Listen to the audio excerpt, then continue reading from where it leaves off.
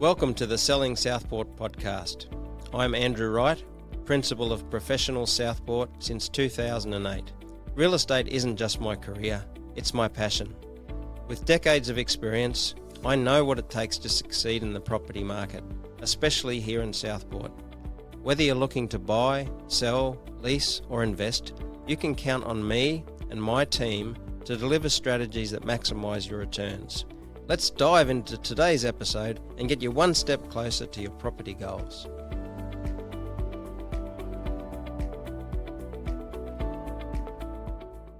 Hi, I'm Andrew Wright from Professional Southport, and thanks for joining me to another episode of Selling Southport. Now, if you're planning to sell your home, whether it's next month or next year, I want to make sure you don't fall into some of the most common traps I've seen over the past few decades. Because selling a home isn't just about putting a sign and hoping for the best, it's a process, a strategy. And when sellers make the wrong move early on, it can cost them time, stress, and ultimately money. So today, we're diving into the top 10 mistakes I see sellers make and how to avoid them. Whether it's pricing, presentation, or promotion, I'll give you some practical ways to stay one step ahead and get the result your home deserves. Let's start with the Southport market itself. Selling a property here requires a bit of local insight. We're not a one-size-fits-all suburb. We've got a mix of high-density apartment living in the CBD, family and prestige homes around Southport Park, TSS and Shern Park, and plenty of duplexes and townhouses scattered around the suburb. Each of those segments behaves differently. Buyer demand changes. What works in one pocket may not work in another. That's why a smart, strategic approach matters more than ever, because every decision, from pricing to presentation, affects your final outcome.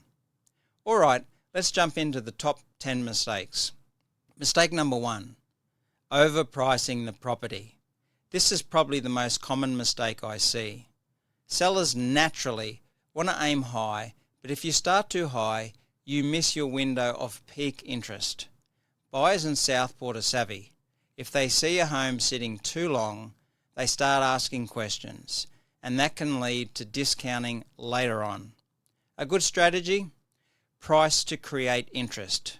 Let the market competition drive the result up, not the other way around. You deserve to get the best price possible, but if the agent passes on the feedback from the market after 1 to 2 weeks that the dream price is not achievable, then you need to adjust the asking price promptly, as you never get a second chance to make a first impression to the buyers.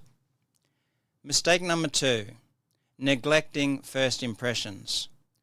Curb appeal counts, whether it's a house near the Broadwater or a townhouse west of the CBD. Buyers form opinions fast. Overgrown lawns, scuffed front doors or cluttered entryways can be a red flag. Small touches like a tidy garden, a clean driveway and a welcoming entrance make a big difference. Mistake number 3, skipping repairs or updates. You don't need to do a full renovation, but don't ignore the little things.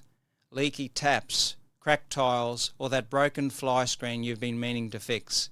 Buyers notice. And when they do, they start mentally discounting the price.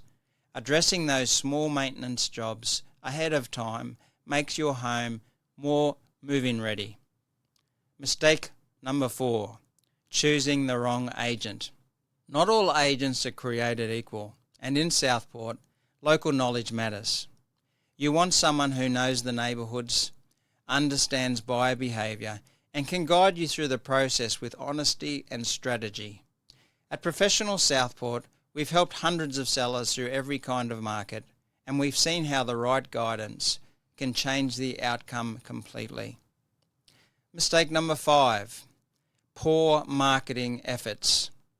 Your home needs to stand out, and today, that starts online. Professional photography, floor plans, video, social media, paid ads. A strong online presence isn't optional anymore, it's essential. If your campaign looks basic, you'll struggle to attract serious buyers.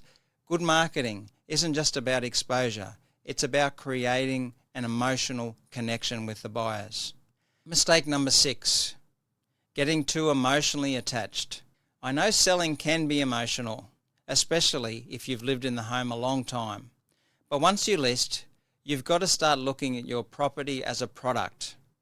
That means listening to buyer feedback, being open to advice, and understanding that presentation and pricing aren't personal, they're strategic. Mistake number 7, not being flexible with inspections or negotiations. The more accessible your home is, the more buyers will come through. And the more buyers that see it, the more likely you are to create competition. I know it's not always convenient, especially with kids or tenants, but being flexible with open times and private inspections at short notice really can help your home sell faster and for more money. Mistake number 8, failing to stage the property.